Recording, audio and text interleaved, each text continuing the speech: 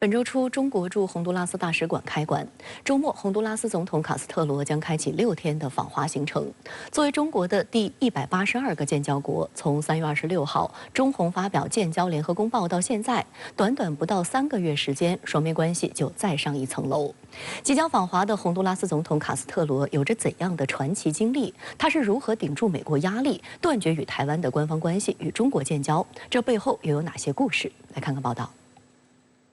6月7号，外交部发言人华春莹宣布，应国家主席习近平邀请，洪都拉斯共和国总统卡斯特罗将于6月9号至14号对中国进行国事访问。在当天的外交部例行记者会上，发言人汪文斌也说明了卡斯特罗总统访华的相关安排。此访是洪都拉斯总统首次对中国进行国事访问，两国元首将举行历史性会晤，共同规划和引领中洪关系未来发展。中方期待同洪方一道，以此访为契机，深化互信，拓展合作，增进友谊，推动中洪关系行稳致远。在今天的外交部记者会上，发言人汪文斌介绍了中方的安排和期待，同时他还表示，这不仅为两国关系翻开了崭新的历史篇章，同时也是中洪建交2个多月以来，双方积极履行建交承诺，以时不我待的紧迫感全面对接的积极表现。深圳卫视注意到，洪都拉斯总统办公室5号就在社交网站率先公布了卡斯特罗访华的消息。洪都拉斯政府消息人士还透露，该国外长雷纳、国民议会国际事务委员会主席西奥马拉塞拉亚预计将陪同卡斯特罗总统一同访华。卡斯特罗本人也在社交媒体上发文表示，中国在洪都拉斯的影响力越来越大，他将带着特殊使命访问中国。洪都拉斯的重建需要新的政治、科学、技术、商业和文化事业。今年3月26号，中国同洪都拉斯签署建交联合公报，洪都拉斯成为中国第182个建交国。中国和洪都拉斯建交之后呢，洪方已经派出了多个企业家、媒体的代表团访华，可以说两国关系在近期在多个领域都快速的升温。那么此次洪都拉斯总统带领他政府的高官一起访华呢，中洪两国的关系将会更加的紧密，未来将会共同迈向更加光明的未来。2021年底当选洪都拉斯总统的卡斯特罗是一位具有传奇色彩的女性。17岁时，她与24岁的塞拉亚结婚，两人共育有4名子女。2006年，塞拉亚在大选中胜出，卡斯特罗成为第1夫人。然而2009年，洪都拉斯发生军事政变，塞拉亚被废黜。次年，夫妇2人被迫流亡海外，但不久就重返洪都拉斯，创建自由与重建党。根据洪宪法，塞拉亚无法再次竞选总统，于是卡斯特罗便勇敢地走到台前。在2013年和2017年，卡斯特罗2次竞选总统失败，但2021年卡斯特罗第3次竞选总统，最终以51.12%的得票率获胜，这也是洪都拉斯历届大选中最高的得票数。由此，卡斯特罗成为洪历史上第1位女总统。卡斯特罗在洪都拉斯政坛以强悍果敢的风格闻名，他定下的目标会尽全力实现，因此获得了民众的广泛认可。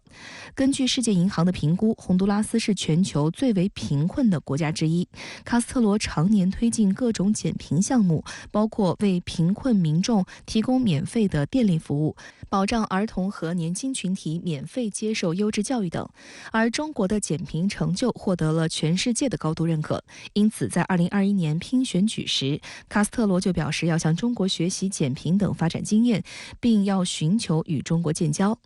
实际上，洪都拉斯舆论认为，卡斯特罗担任总统以来，在外交领域最大的成就和最正确的决定，无疑就是同中国建交。这给洪都拉斯参与中拉合作扫清了障碍，而卡斯特罗本人果断的个性，也让他在与中国建交一事上十分坚定。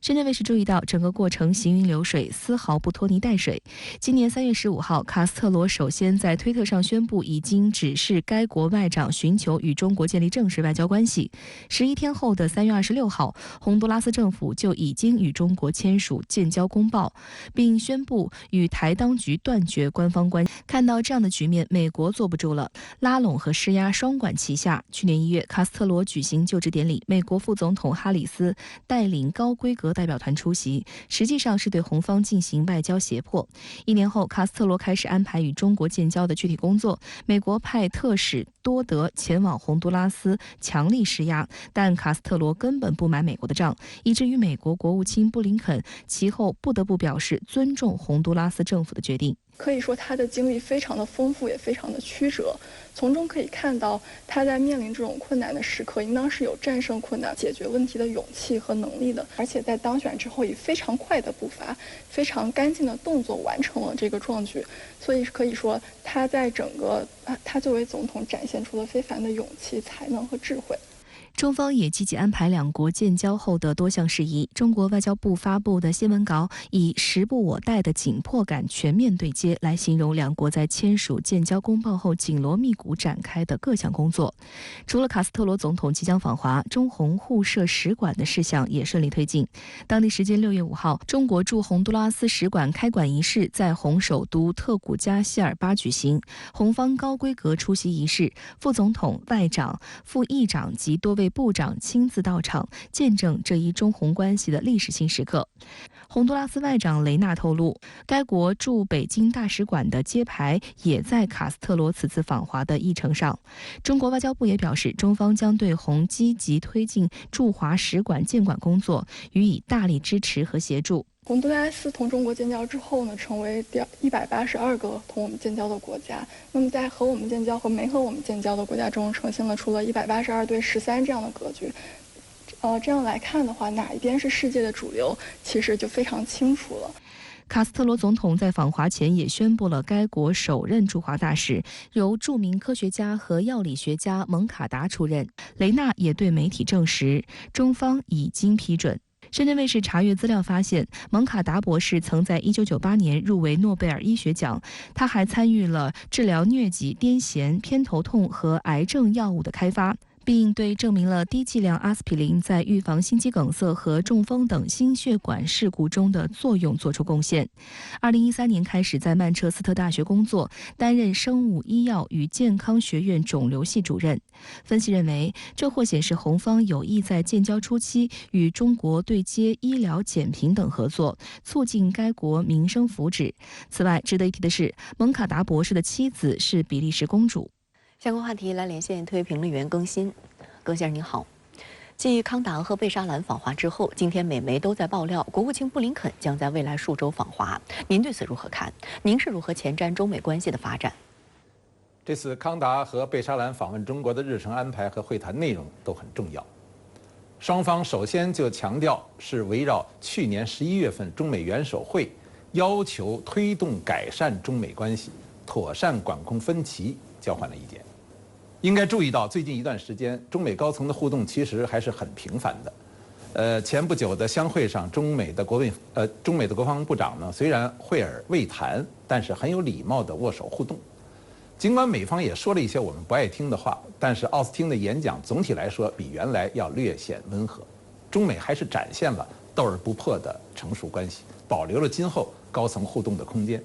同时，在相会前后，包括新加坡、印尼以及欧美日等国的领导人也都明确表达了对中美关系缓和的期待。可见，构建中美正确的相处之道，不仅仅是中美两国人民，而且也是世界今后50年最重要的事情。现在是万事开头难的阶段，但一旦走入正轨，就可能出现新的局面。因为中美关系具有一个4位一体的超稳定结构：一是相对均衡的力量关系；2是紧密依存的利益关系；3是高度共有的风险关系；4是元首引领的智慧的成熟的协调关系。在前50年乃至更长的时间里，中方清楚地知道构建中美之道并非容易之事，也了解美国100年霸权所持有的很多负面的毛病。但是尽管如此，中国也一直不放弃合作是唯一正确选择的中美关系定位。